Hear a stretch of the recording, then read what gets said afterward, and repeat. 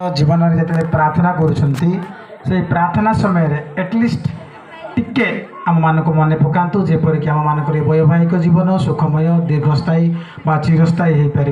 तेणु मुझे आपण को अनुरोध करे विशेषकर यूथ ठार मु तो विदाय नहीं जाऊ ना मुझे पाखे सदा सर्वदा रही से पाखे थी किंतु आपण मैंने आपण मानकर माला जपरे जेकोसी स्थान थी भी आम मान सदा सर्वदा प्रार्थना करेंगे। Thank you so much.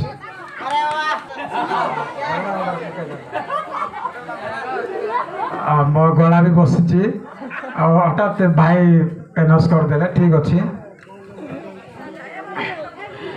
मेरा दिल भी कितना पागल है ये प्यार तो तुमसे करता हो। मेरा दिल भी कितना पागल है ये प्यार तो तुमसे करता हो। पर सामने जब तुम आते हो, पर सामने जब तुम आते हो, कुछ भी कहने से डरता हो। ओ मेरा भारती, ओ मेरा भारती। Thank you.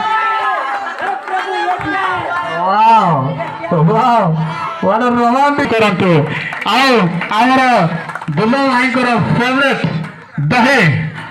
दही से दही भात खाते दिन विदाउट कड़ माने दिन दही से भात खाते यही योजना था आमर कान भाई सब से माने थैंक यू। ओके